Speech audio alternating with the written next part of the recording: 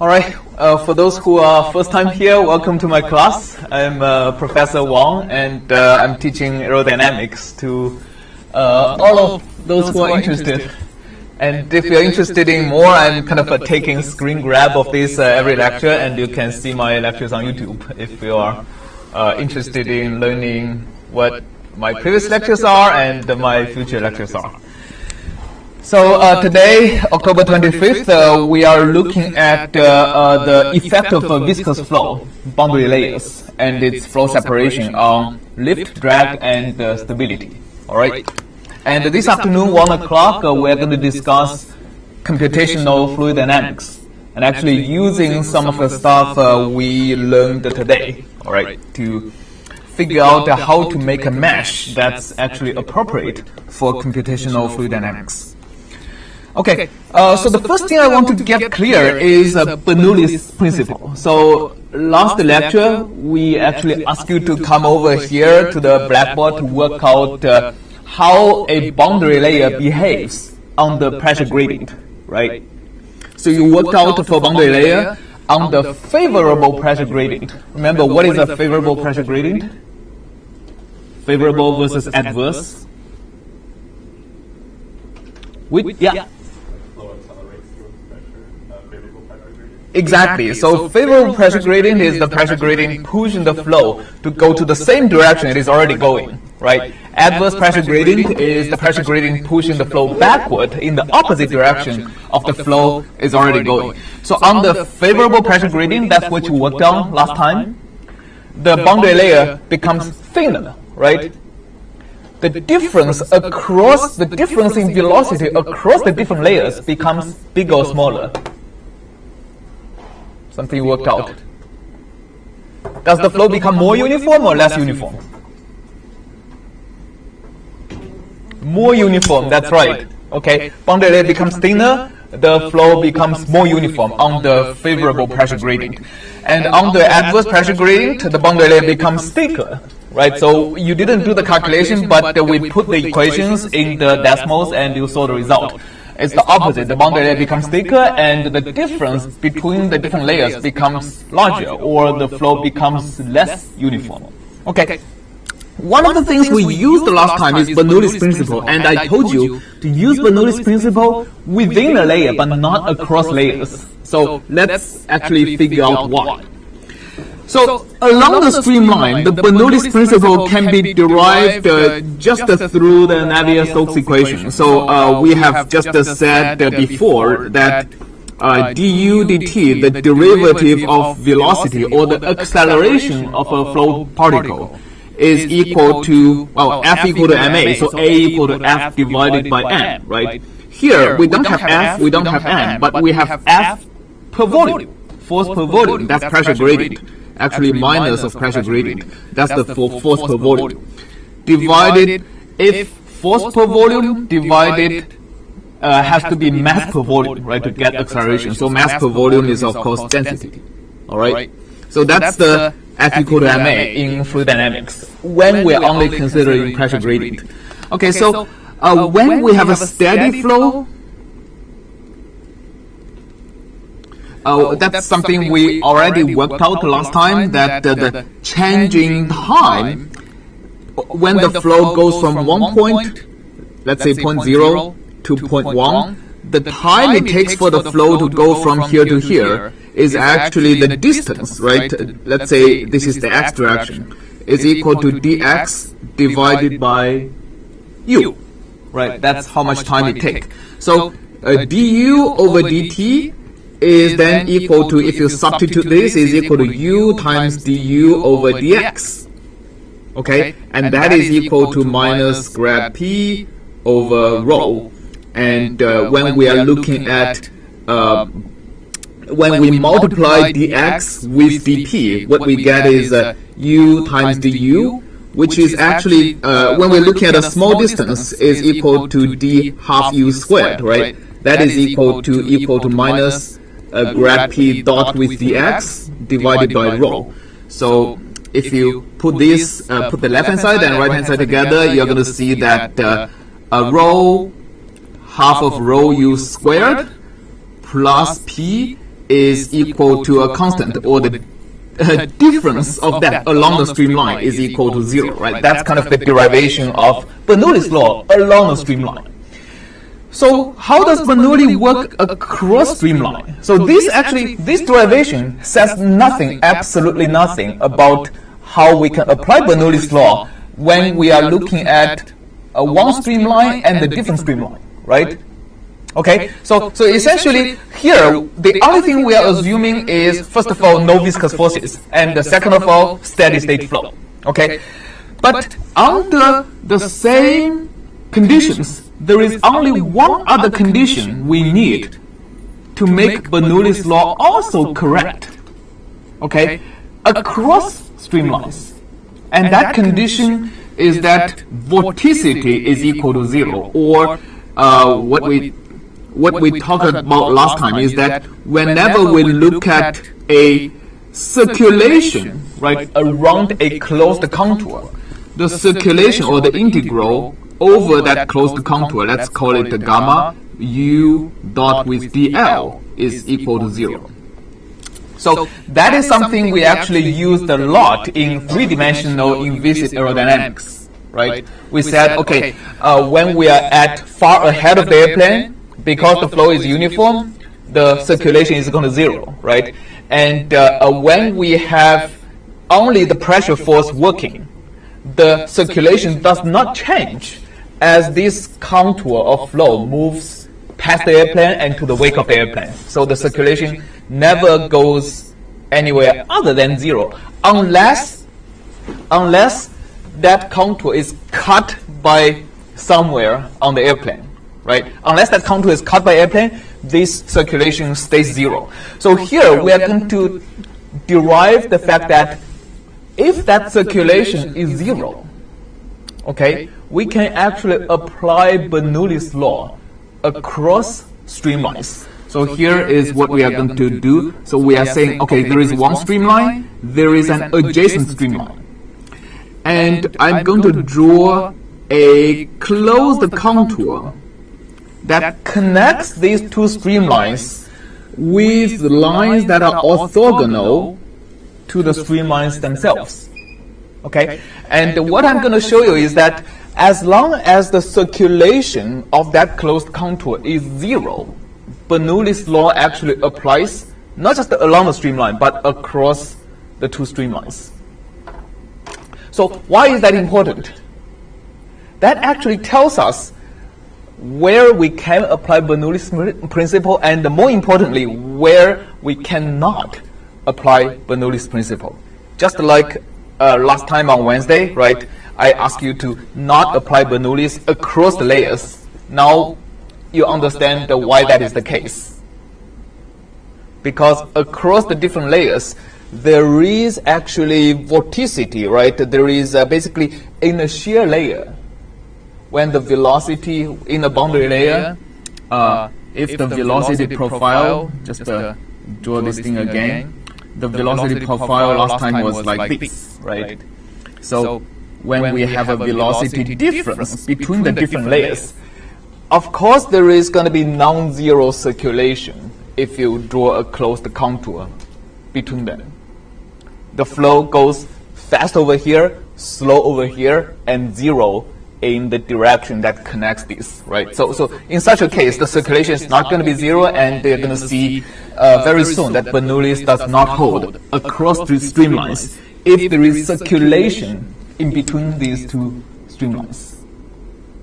Okay, so in order to show that is the case, so why that is the case? Again, it is because of the Navier-Stokes equations.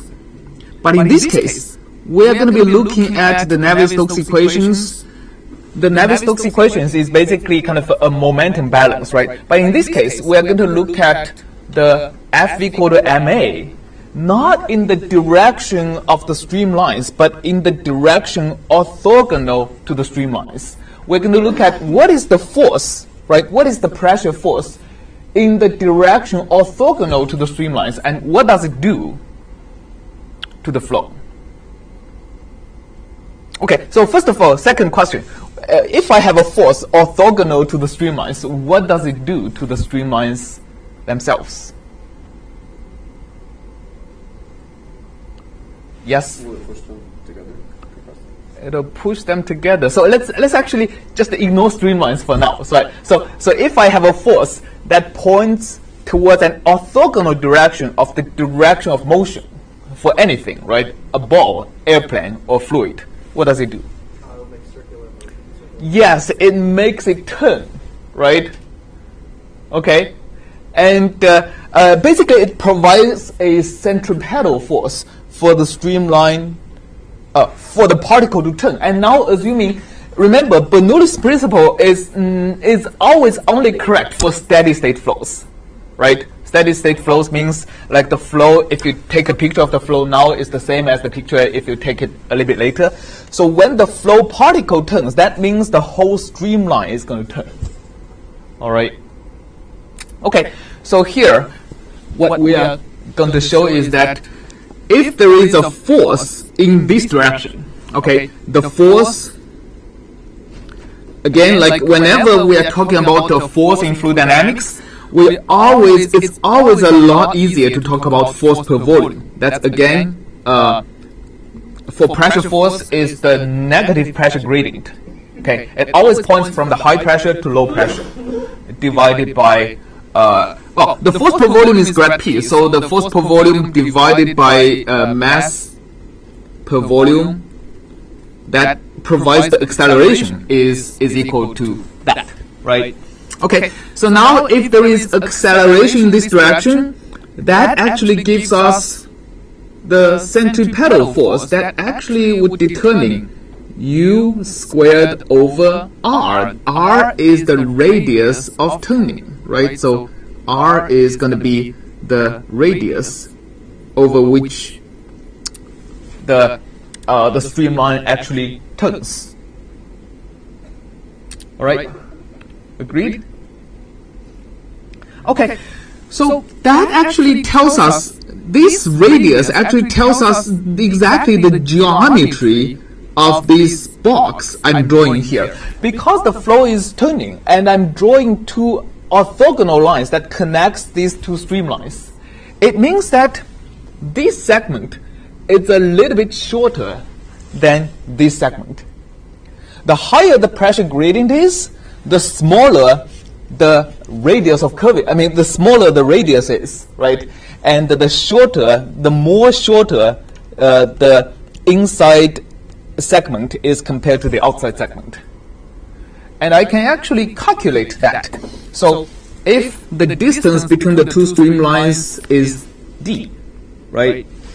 And the length of the outside segment is L, then the length of the inside segment can be calculated by just a proportion, L divided by R multiplied by R minus D, right? That's basically let's actually make R to be the radius of the outside. That makes a little bit clearer. So the radius of the inside circle is R minus D. So the length of the inside the track is L times R minus D over R. Okay. And now we can calculate, because these two segments in the radial direction is orthogonal to the flow, it does not contribute to the circulation. So the circulation equal to 0 actually can tell us exactly how different the two velocities are. If we just write that integral into 4 different segments, right? So outside plus inside, these are the 4 legs, plus the size. The sides are equal to 0, right? Because the velocity is orthogonal to dl, so the dot product is equal to 0. So the outside one is equal to the u outside. Let me just say uo times L. U inside is ui. The inside velocity actually is minus because the direction right? We are basically, if we make a direction of this circulation to be like that, then the inside, the dl, actually points towards the negative direction of the flow. So that is going to be multiplied by the length r minus d. Okay, so here it is already obvious that because the length of the inside is smaller, in order for the circulation to be equal to 0, the inside velocity has to be higher or lower than the outside velocity.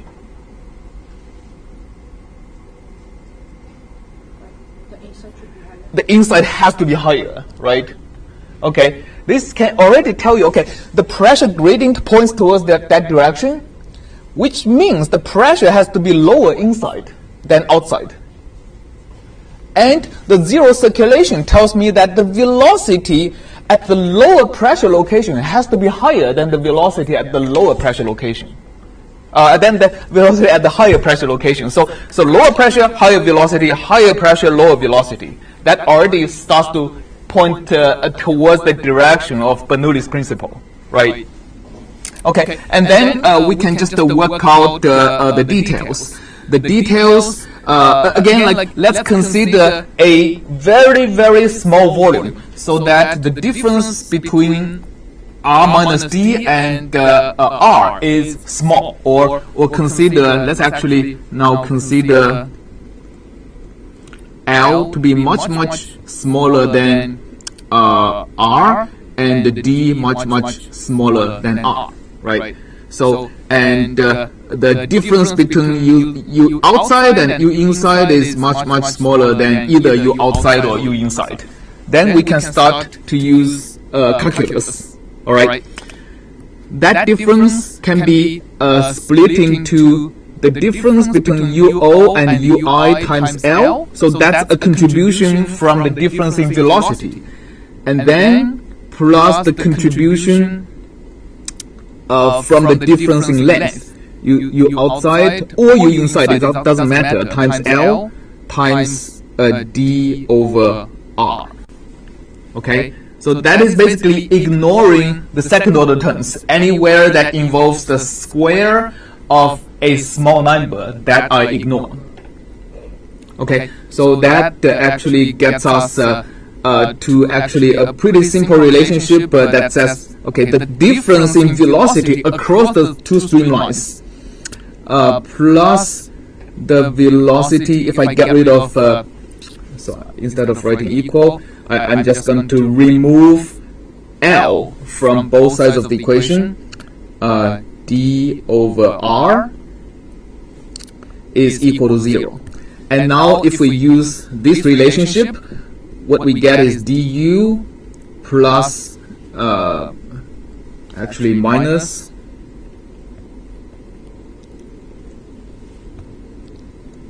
right, this relationship tells me that u over r is actually equal to minus grad p over rho divided by u, right? So I plug in here, that what I get is there is a d left, and the grad p over rho u, that is equal to 0. All right. Okay, let me see. Actually, I think I messed up with the unit somewhere. In this equation, I'm already having a different unit between this term and this term. So can somebody help me figure out where I messed up?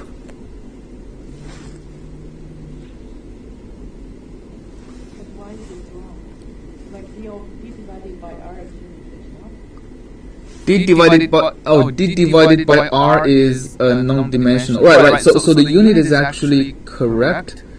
Let me see. Is here still correct? Oh yeah, it is all correct. Yeah, thank you. Okay, so here when I multiply both sides by rho u, what I get is a rho times a change in half of rho u squared, right? Because u times du is equal to half of du squared minus d times grad p. So d times grad p, d is the distance between these two streamlines, right?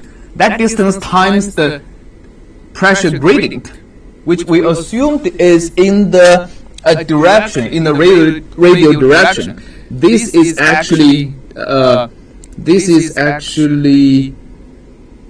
d times grad p. This is actually dp, but in the direction that's towards which direction? Right, that's actually should be minus dp, right? Because we already said grad p times. So here, I think we are all using a magnitude, right? So here, all the equations, the grad p is a magnitude that points towards the inside direction, and d is also a magnitude of the difference. And so we already have figured out previously the sign of these terms, in the sense that as we go towards the inside, the velocity is higher, the pressure is lower, right? So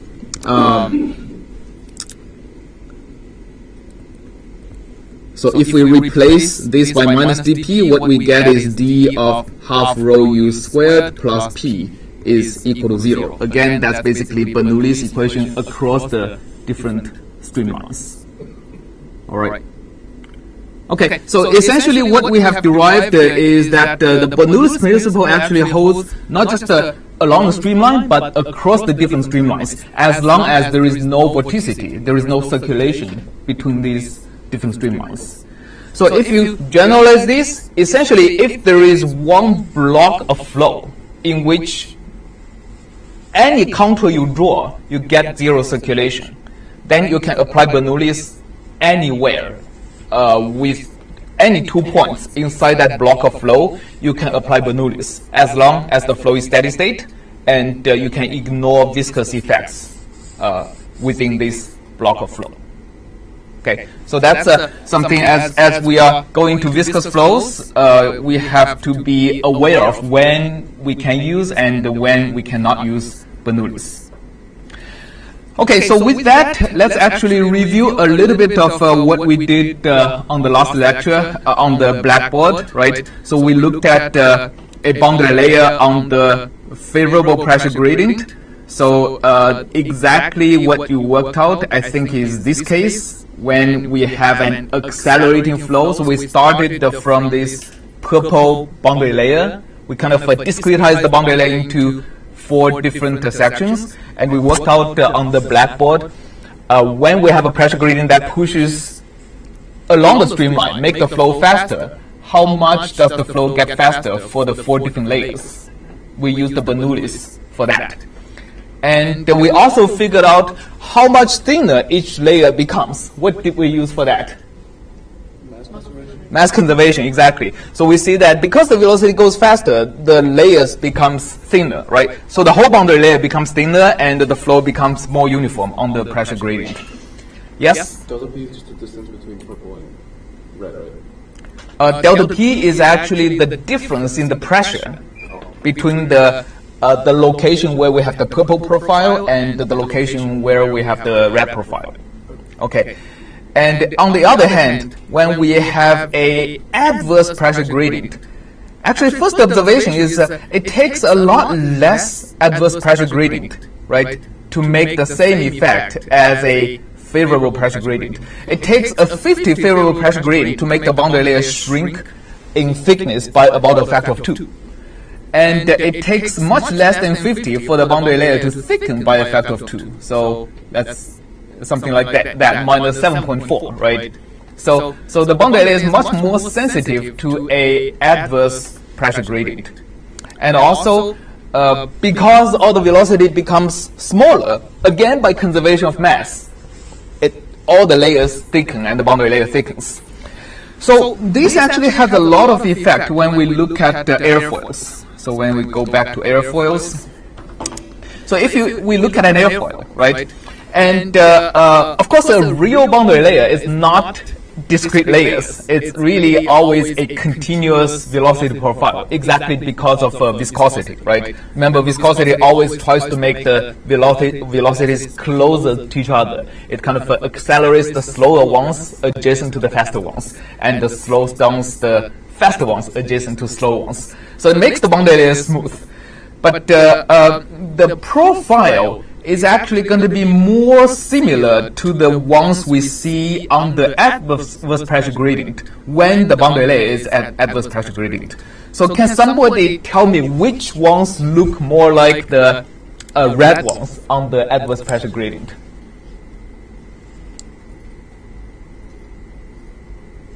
Yes?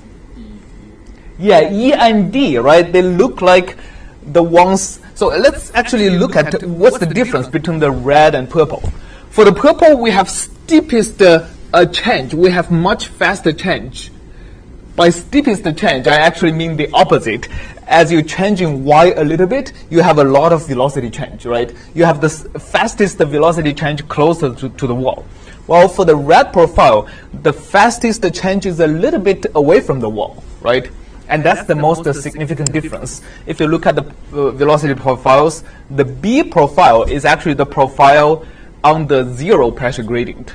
So that is very similar to the purple one we are drawing here. And if you put the boundary layer at the adverse pressure gradient, it becomes more and more like the D profile. Where the D profile, if you look at here, the velocity gradient is smaller than the velocity gradient in this region, right?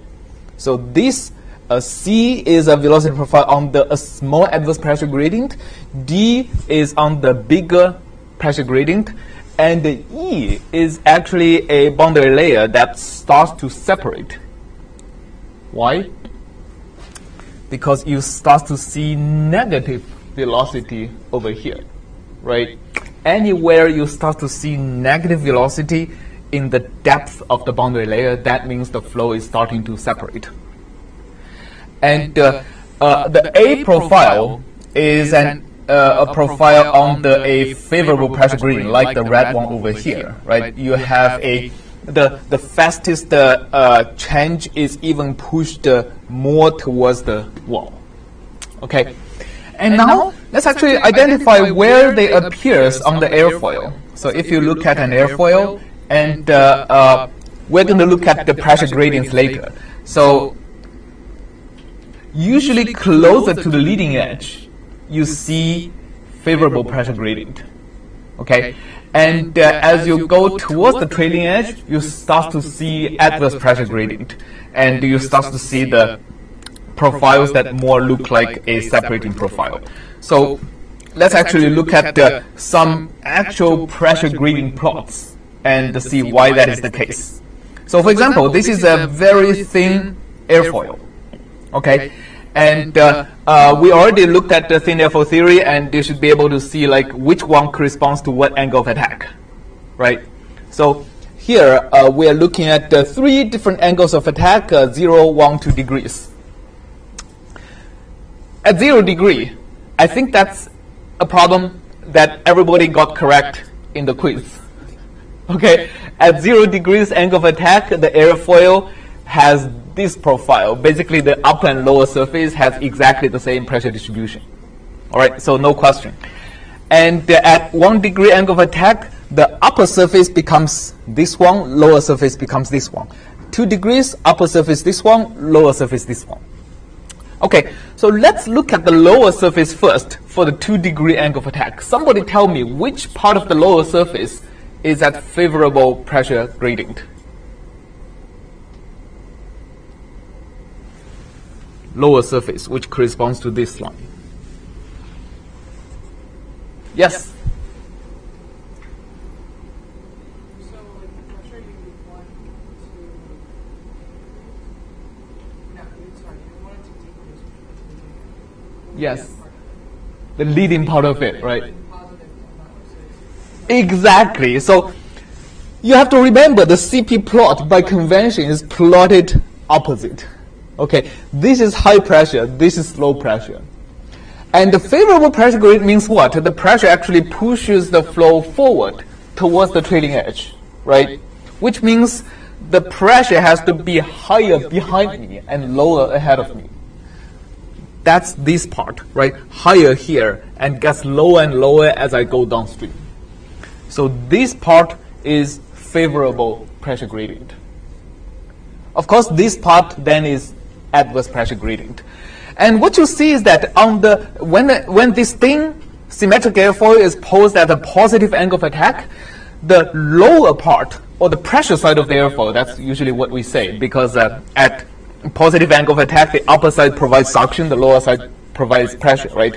The pressure side of the airfoil has a lot of favorable pressure gradient and only a little bit of adverse pressure gradient.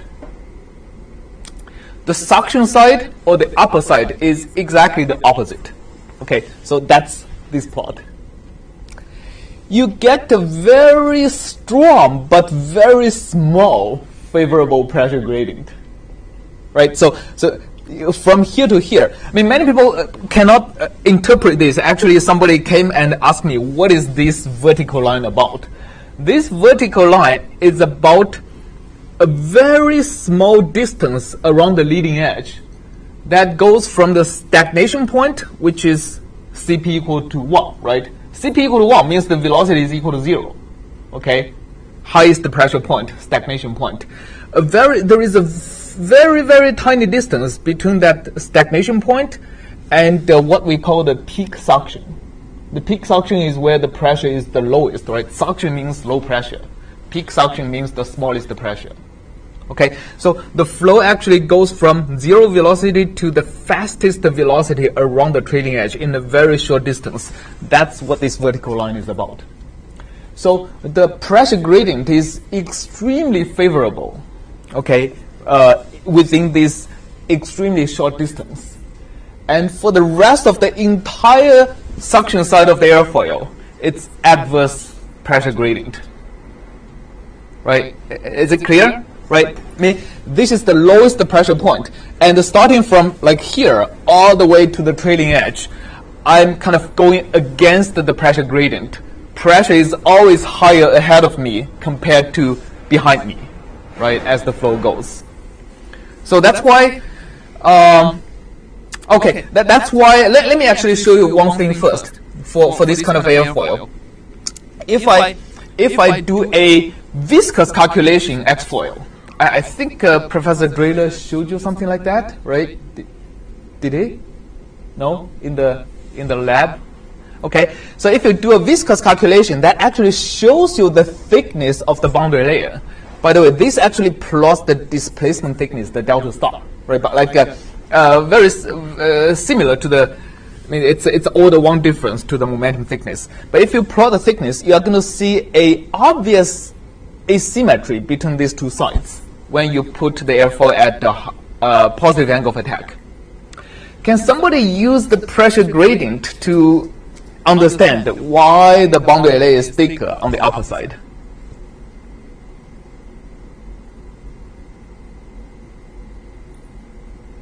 Okay, what have we learned about how the boundary layer behaves when we are putting the boundary layer at favorable versus adverse pressure gradient?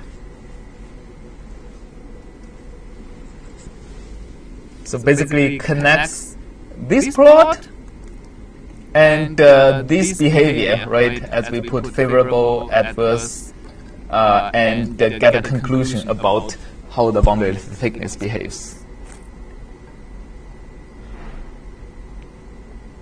Can we say that, like, since the velocity decreases in this way in the upper surface, it means like after the doing mass conservation, we will get the thickness increases? Exactly. So what you said is, okay, let me repeat what you said, right? On the upper side of the boundary layer, because most of the boundary layer is on the adverse pressure gradient, right? Exactly what we see over here, adverse pressure gradient. On the adverse pressure gradient, the boundary layer behaves like that. What is that? All the velocity slows down, all the layers become thicker, right? The boundary layer becomes thicker much faster on the upper side compared to the lower side, which is mostly, remember, like on the lower side, half of the airfoil is at favorable pressure gradient, right? And even the the rest of the airfoil on the adverse pressure gradient is on the much more gentle adverse pressure gradient. So if you look at the adverse pressure gradient over here, so it slopes down means adverse pressure gradient. The slope down over here is much less than the slope down over here, right?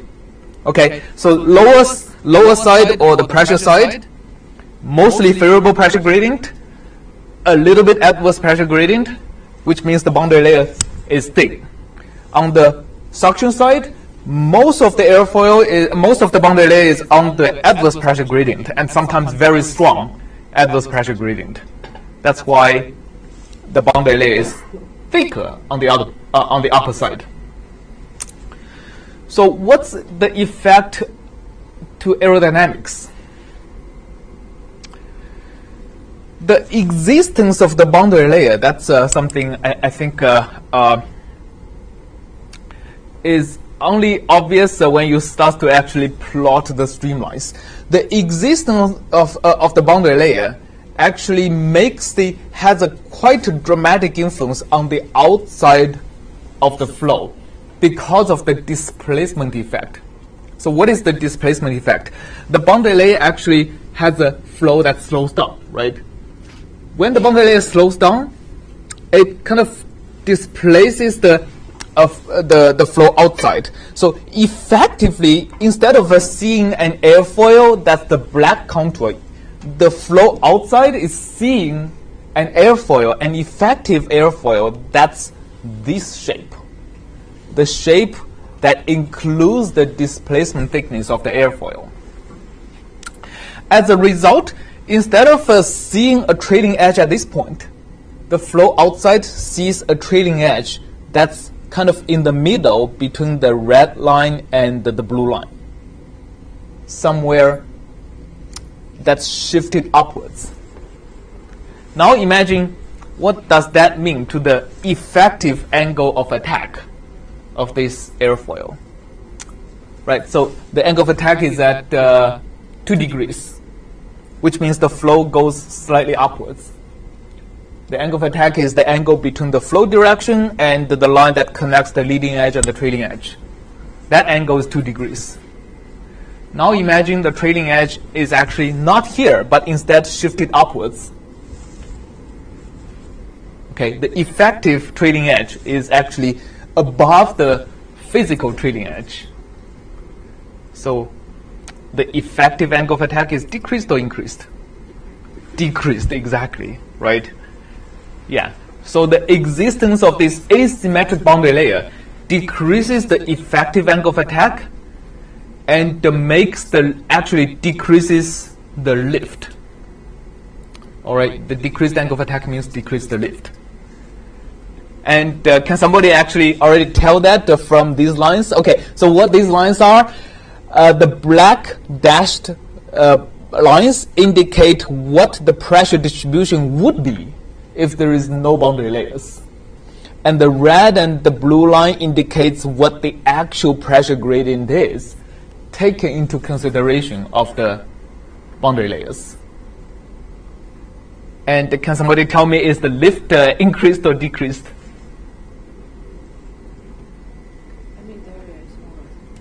The area is smaller, exactly. Lift is caused by a difference in the pressure on the upper and lower surface, right? So if you subtract the pressure, integrate it over the airfoil, which is the area between these two lines, that's lift. And now the boundary layer basically shrinks the area both on the upper side and lower side. So the lift would be decreased. Yeah, very good. Okay. Another thing it tells us is for asymmetric airfoils like that, this is actually quite interesting, right? For asymmetric airfoils, and this is actually deliberately a thick airfoil.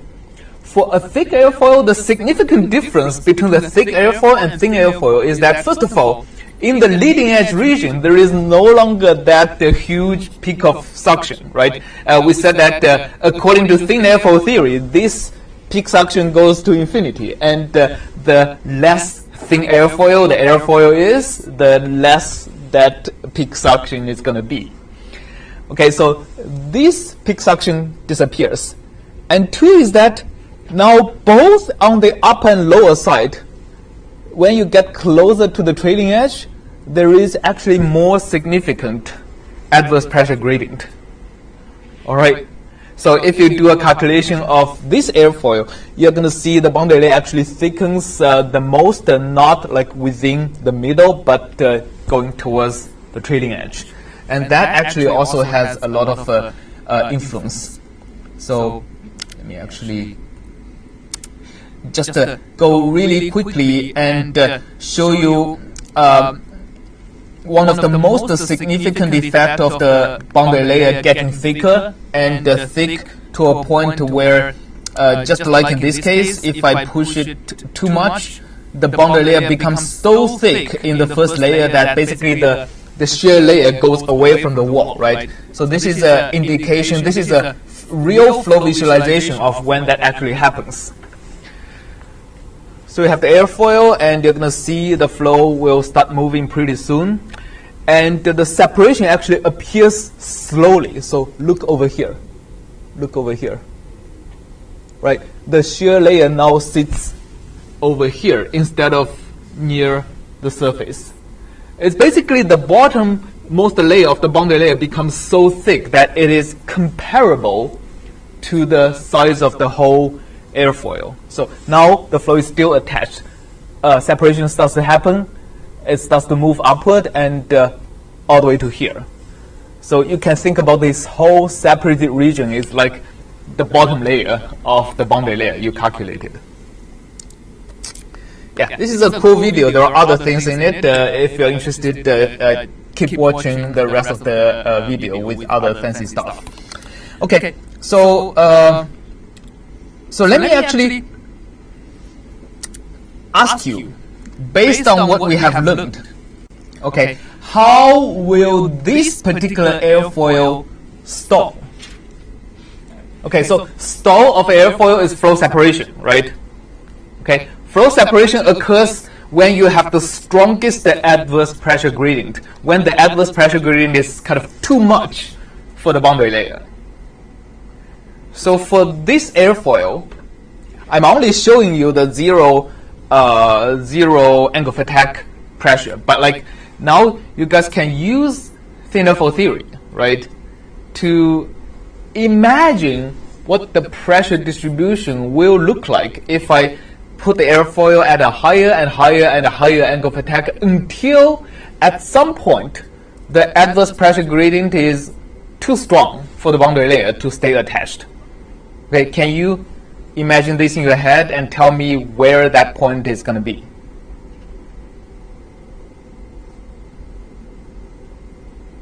Okay, use something like we have looked at here, right? So this is, I think, the same airfoil, but as you pitch at a higher and higher angle of attack, imagine what the pressure gradient is going to look like and how it is going to separate. At which point it is going to separate.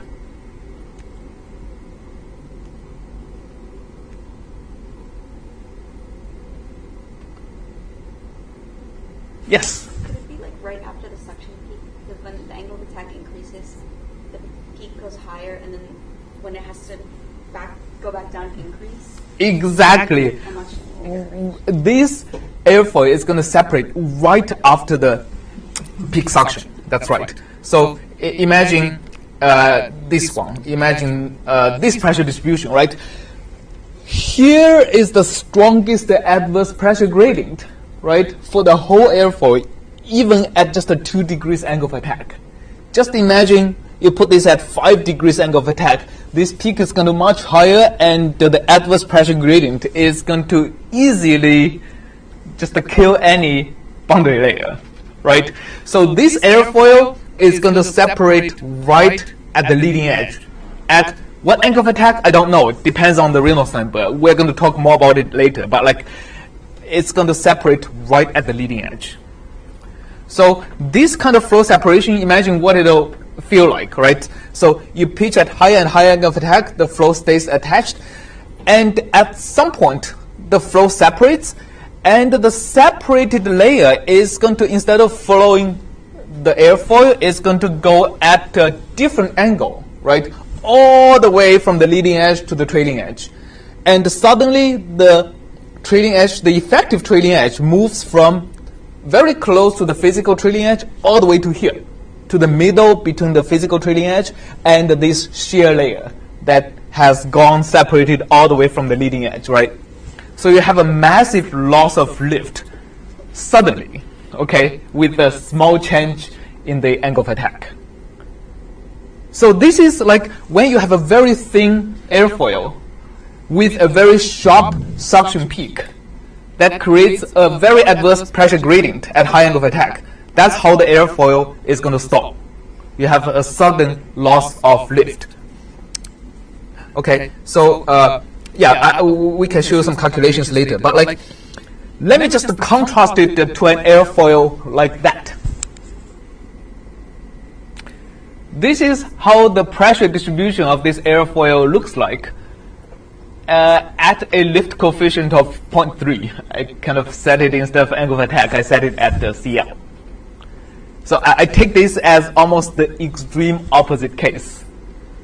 And here, just for you to understand the pressure distribution a little bit more, the blue corresponds to the upper side, the suction side. The red corresponds to the pressure side. And you actually see a reverse suction peak here because actually the suction peak happens underneath the stagnation point. Okay? Okay, so the question here is, how will this airfoil stop? Where would the adverse pressure gradient for this airfoil becomes too much for the boundary layer to handle, as you put it as at a higher and higher angle of attack? At the middle, around. Where? Around at the middle. Around at the middle? Why? Because this thing is like at start to become 0 around at the middle of the graph. This blue. Yeah, the blue line becomes flat at the middle, but the boundary layer is not going to separate when you have a flat pressure, right? This is kind of a zero pressure gradient. Yeah, after that it becomes. Afterwards, it becomes adverse. That's right. Okay, so this airfoil, I can guarantee, is not going to separate around the leading edge. Why? Because in this case, at this CL of 0.3, the suction peak is at the wrong side, right? As you shift at a higher and higher angle of attack, this suction peak is going to decrease. And then there might be a suction peak forming from the upper side. It takes a lot of changing angle of attack for the suction peak to even appear on the upper side of the airfoil. Meanwhile, even at this angle of attack, the most adverse pressure gradient is over here, is around the trailing edge. Okay, if you put it at high angle of attack, this adverse pressure gradient is going to further become larger, right? Because the difference, the blue line and the red line is going to widen, creating more lift, right? So this is going to become even more adverse. So this type of airfoil with a fat leading edge and a very high camber, especially a high camber towards the trailing edge.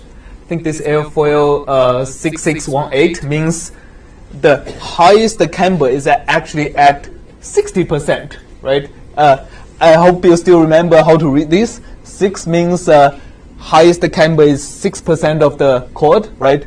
The second 6 means the highest camber is at 60% or 6/10 of the location.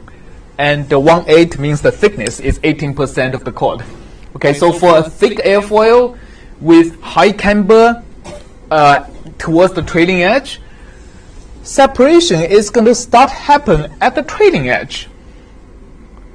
So that's actually a much more gentle form of flow separation, because even if the flow starts to separate, let's say, over here, the trailing edge, the effective trailing edge would only move up by a little bit, because instead of the shear layer becoming all the way coming from here, it come out from here, right? So the trailing edge shift upward by a little bit. All right, so you still get most of the performance of the airfoil. You're going to see the drag increase, but the lift might even the lift may actually keep increasing as you as the separation becomes bigger and bigger, and only when the separation moves like towards over here, the lift is going to start to drop. Okay, so this is the kind of airfoils. If you want a good stall characteristics, this is the type of, you want to move the airfoil more towards this direction, okay, instead of from what we saw in the last case. All right, make sense? Any questions? So as you can see, like choosing and designing airfoil for applications, right? You have to understand not just the boundary layers, right? You have to first understand how the shape of the airfoil affects the pressure distribution, right? That's kind of a combination of the thin airfoil theory and basically the placement of the vortices inside the airfoil that affects the pressure distribution. And then you now have to reason how the pressure distribution is going to affect the behavior of the boundary layer, and how the behavior of the boundary layer is then going to affect the performance of the airfoil.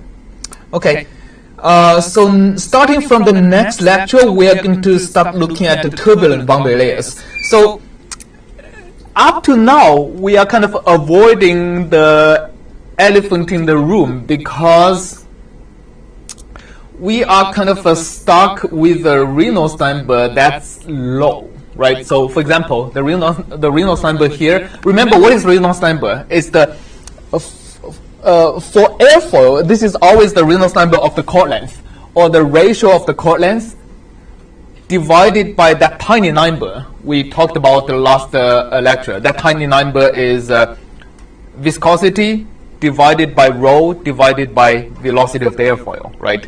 And we said that tiny length is like 1 micrometer to maybe 1/10 of a micrometer. And Reynolds number equal to 10 to the 6 means a pretty small wing, right? Something we build for fun, not really real airplanes.